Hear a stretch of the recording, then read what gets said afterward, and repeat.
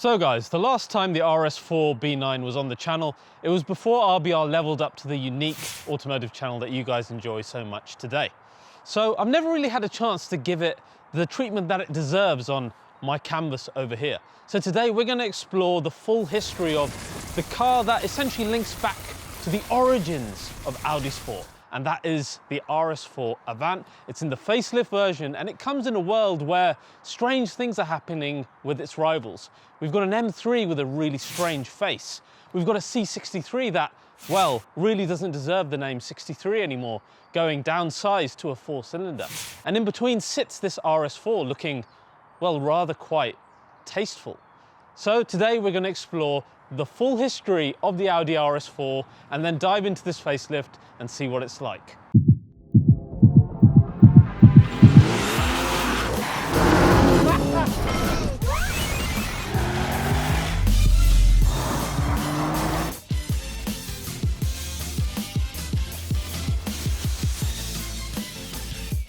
So guys, big thanks to Crep Chief Notify for sponsoring today's episode. They're a community that notifies you of the best and rarest items to either keep for your own collection or to sell on for extra income. We're talking about stuff like the newest gadgets like the PS5 and the Xbox Series X, or for nerds like me, the latest and rarest Pokemon cards, and these stuff like home weights or rare shoes and sneakers that are difficult to otherwise get a hold of. We've got a code down below which is CCN10 for £10 off subscribing.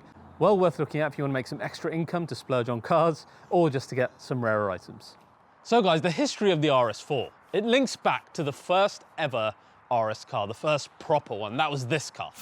No, I haven't nicked Doug DeMuro's RS2, but yes, it was the Audi A80 RS2. A very bold statement by Audi. This was a sports wagon that was co-developed with Porsche. In fact, it was even built at Zuffenhausen after the Mercedes 500 had stopped being built there, and it was a very special car. You will notice it even featured Porsche wheels, Porsche brakes. It featured a sports suspension, and when you looked around the car, you would find Porsche parts in various places as well. The best part, of course, was the engine. It had a 2.2 litre 5-cylinder, which of course Audi are now renowned for in terms of their 5-cylinders, but Porsche massaged it to be even more powerful. 315 brake horsepower, 0 to 60 of a very quick 5.4 seconds back then. An even more impressive fact, the 0 to 30 was even faster than the McLaren F1 as tested. So it set the trend for the fast Audi wagon. 5 years later, with the B5 came the first RS4. And this was a special car, again because of the engine. Co-developed by Cosworth, who were recently acquired at that time by Audi. This had a twin-turbo V6, nicely linking to our car's engine today. That 2.7 litre produced 380 brake horsepower and an impressive 0 to 60 of 4.9 seconds. And this car was so popular that Audi had to double their production numbers because people just couldn't get enough of it. And bear in mind, this came before the RS6 did. So this was the fast Audi wagon.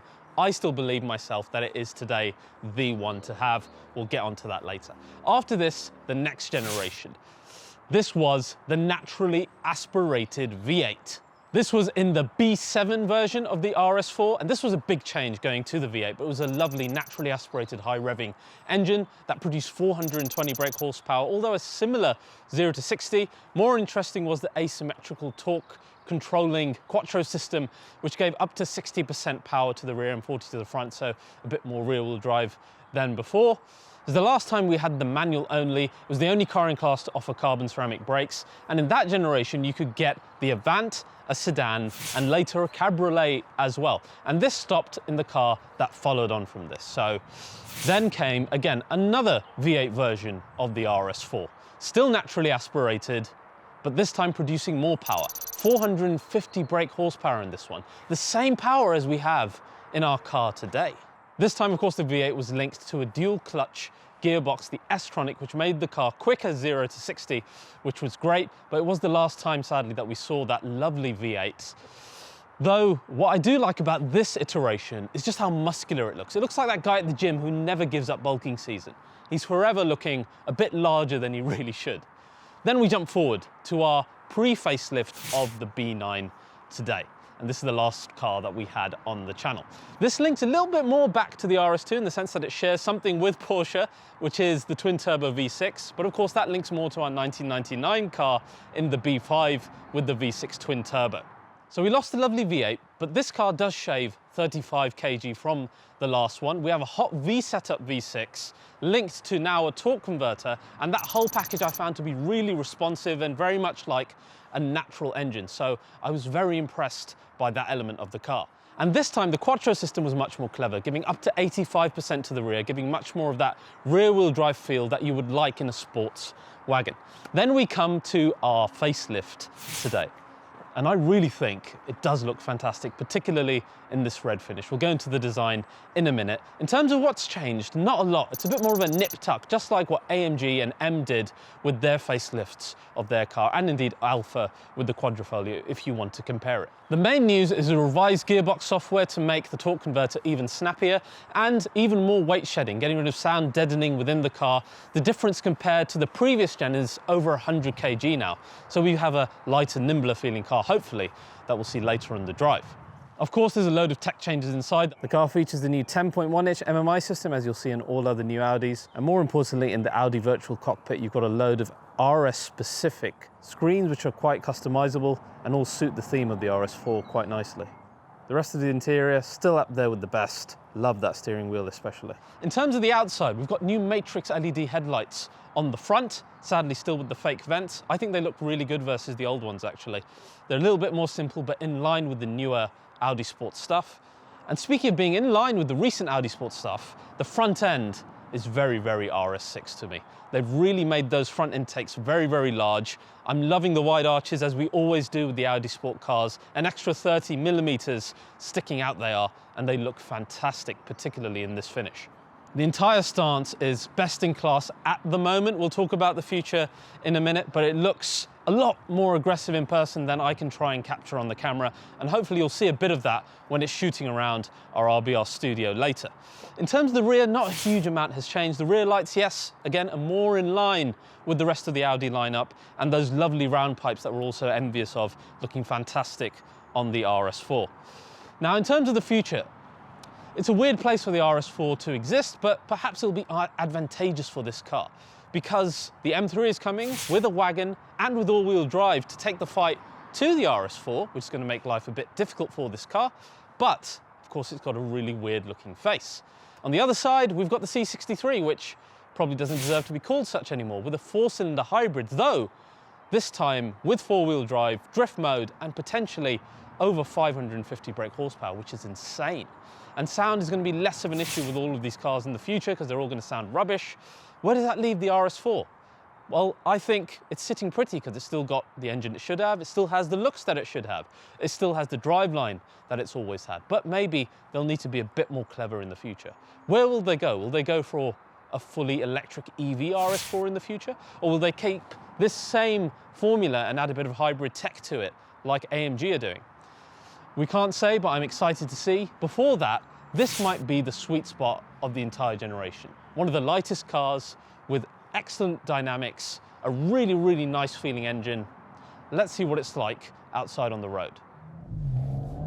Right guys, here we go. New RS4 facelift.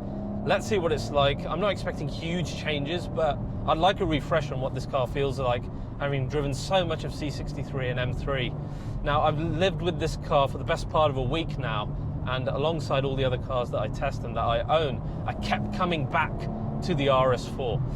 And I think part of the reason is, A, it's an estate, an Avant, which is so useful, particularly for a family man like me, but the knowledge of the existence of the Quattro system in a car that has the performance of something like an M3 made me come towards this car every single time. That plus the lovely RS6 style styling of the exterior as well. And it's something we've discussed in the past, how good a daily this car is. I wouldn't call the RS6 as good a daily as the RS4. It's that much more horsepower, not as good on consumption. This will give me kind of 18 in and around town. On a longer journey, I've gotten well above 30 mpg. So it's decent in terms of economy as well. You're not going to be chucking all your money into fuel costs. But when you compare it on speed, This thing is so rapid despite just being 450 brake horsepower. With this car, it feels as quick and as rapid as the Giulia. A lot of that, I think, is the mix between this great engine, the Tiptronic gearbox, and the Quattro system. So much so that I don't really think you're going to come out of an RS6 and feel that this is slow. And I really think there's a lot of benefits to getting this car over that one, particularly how you're not going to get that much more sound out of the RS6. In daily driving, this is so quick. In fact, in the automatic mode of the gearbox, which can decide whether you're driving comfort or more dynamically, the car is too on edge. You have to be really careful with your foot not to jar yourself or your passengers, because it does just want to take off. But then conversely, when you do want to take off, sometimes it lags. So I feel it's better to either go completely into comfort or go completely into one of the RS modes that we're in now. So I'm in RS1 and everything is tuned up apart from the suspension. The other side is the brakes. Now, these are the standard steels, and I found that the stopping power just hasn't been enough. So maybe you do need the carbon ceramics, or maybe this press car has been ragged quite hard. Now, the pre-facelift handling wasn't really the strongest suit versus its rivals, and of course nothing really has changed technically in that aspect. What you do get though, when you have conditions like this, which happen frequently in countries like the UK, the Quattro system becomes the deciding factor on whether you use a car like this or not. And indeed, compared to the M3 and the C63, it doesn't have that same finesse of handling. It does feel a heavier car. You do get more body roll. You do feel the understeer if you're coming too fast into a corner. Like my line there was a lot wider than it would be in a C63 or an M3. But you begin to get into a flow where you know when to put the power down, you know when to brake, and then the traction and the speed you get coming out of the corner is really brilliant. And there is masses and masses of grip when you need it. Now, it is so wet out here, but the RS4 is so happy to put down all the power to the road in a way that inspires confidence. So when you begin to get into the flow of braking at the right time, turning at the right time, and then planting the power down, you really begin to have fun in this car. And I think it's the engine and the gearbox together with the Quattro system that gives me that feeling. It really feels rapid. And I wouldn't say that there's huge differences between this and the RS6 dynamically either. Another factor that you can bring into that whole RS4 versus RS6 scenario. Now, in terms of sound, we're in the highest setting in terms of performance. We've got the sports exhaust, I'm in manual, and you're not getting a lot of sound. Now, when I did the pre-facelift review, I spoke about how Audi have kind of preempted the upcoming regulations and made their car suitable for it. And I was right, because this facelift sounds very similar. There's not that many pops and bangs. The V6 doesn't give much of a rumble either when you're driving faster. One thing for sure, it's got a lot more sound than the RS-Q8 had, which is of course flagship RS spearhead according to Audi.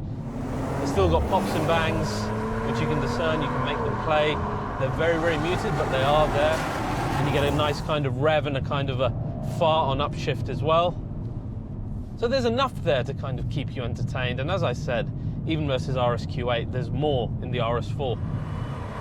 So as an all-round daily, I think I would really love to have an RS4. I'm a huge fan of C63, but I have seen its limitations in the winter months. I've owned 11 of them, so I should know. I don't really daily my C63, I tend to use my A45. So as a pure daily car, I would be more tempted to go towards RS4. Because in this, the Quattro system with that 450 brake horsepower gives you a great daily in that mid-performance tier bracket with really exciting looks, an up-to-date interior, and some of the best speed in the segment. So guys, I hope you enjoyed this full review of the facelifted RS4. It's been great fun to live with. I've done some long journeys. It is a fantastic car. So if you've enjoyed this, please do like, subscribe, hit the bell icon. I'm going to shoot off into the distance as always. See you next time.